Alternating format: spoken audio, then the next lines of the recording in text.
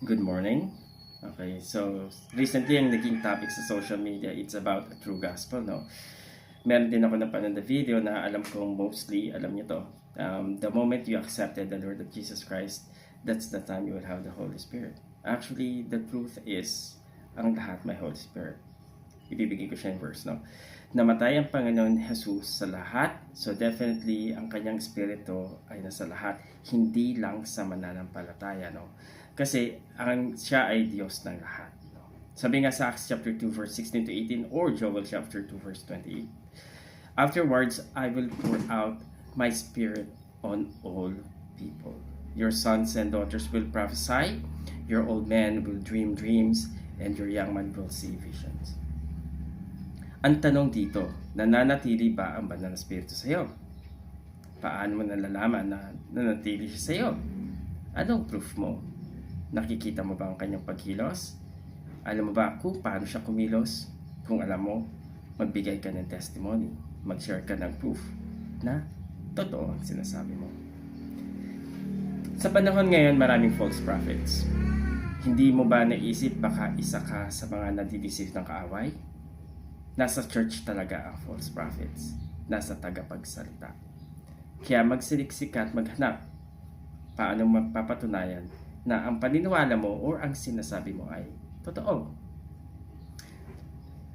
True gospel na sinasabi na nila or alam mo. Ano ba yun? Pero bago ang lahat. Yung true gospel na nalalaman mo ba ay tama ba sa paningin ng Diyos? Sumasang-ayon ba ang Diyos sa alam mo? Many believers have their own meaning of gospel or salvation. Meron din akong alam dyan.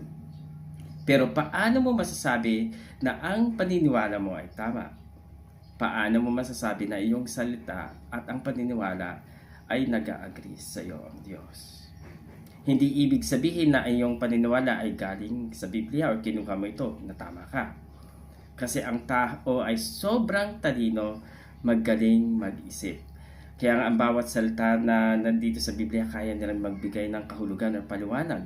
Ang tanong, tama ba? Galing ba ito sa Diyos o galing sa tao? Kaya nga sabi sa Isaiah chapter 29 verse 13, and so the Lord says, these people say that they are mine. They honor me with their lips, but their hearts are far from me. And their worship of me is nothing but a man-made rules learned by thought. So, paano malalaman na galing sa Diyos yan? Ngayon, paano masasabi na ang tinuturo mong gospel ay tama at nag-agree sa iyo ang Diyos? Maraming mananampalataya ay kinikilala ang Diyos. Pero ang tanong ko, kilala ka ba ng Diyos? Alam niya ba ang pangalan mo? Tinatawag niya ba ang pangalan mo? Sabi nga sa Isaiah chapter 43 verse 1, but now, O Jacob, listen to the Lord who created you. O Israel, the one who formed you. Do not be afraid, for I have ransomed you. I have called you by name. You are mine. So, kilala ka ba ng Diyos? Ito yung mga proof na ang sinasabi at ang tinuturo mo ay tama. Dapat ganito ang nangyayari sa inyo. Number 1, yung panalangin mo ay sinasagot. If you are a righteous person in the eyes of God, most of your prayer, the Lord will answer it. Detalye pa ang pagsagot nito para ma-share mo to sa iba at upang mag-glorify ang Panginoon. Sabi nga sa Proverbs 15 verse 29, the Lord is far from the wicked, but He hears the prayers of the righteous. It means lang, pag mali ang gospel na alam mo, yung panalangin mo na napaka-importante sa iyo ay hindi niya sasagutin. Number 2, God will look for you specifically. Hahanapin ka niya. Bakit? Kasi ikaw lang nakakalam ng tama eh. Ikaw lang ang pinagkakatuwaan. Paano? He will speak to you in dreams. Hindi lang sa dreams. Sa araw-araw na pagkilos mo at mamumuhay, makikita mo siyang kumikilos at makikipag-usap siya sa iyo. Ipaparanas niya sa iyo ang mga bagay-bagay na pang-spiritual at pang-kalangitan. He will give you experience for you to speak, not just by human knowledge. It is the experience from the Lord. It is heavenly wisdom. And He will call you by your name. Exodus 33 verse 17, the Lord replied to Moses, I will indeed do what you have asked, for I have looked favorably on you, and I know you by your name. Number 3, kung ano ang nangyayari dito sa Biblia ay ipinapaparanas sa iyo ng Diyos ng actual. No. Kasi the Lord is giving you a proof that He is alive. The Lord is giving experiences so that you could share it with others. You will be given wisdom na hindi nakikita o nang hindi alam ng iba. This reminds me of the John the Baptist asked if Jesus was the Messiah, and Jesus answered, Luke 17 verse 22. So he replied to the messengers, Go back and report to John what you have seen and heard. The blind receive sight, the lame walk, those who have leprosy are cleansed, deaf hear, the dead are raised, and the good news is proclaimed to the poor. So there is a proof. So ikaw, paano mo sasabing tama sinasabi mo? O paniniwala mo? Ano yung proof? Number 4. Kaya mong maipaliwanag kung paano kumikilos ang banal na spirito at nakikita mo ang kanyang pagkilos. Alam mo dapat kung paano kumikilos ang banal na spirito. Bakit?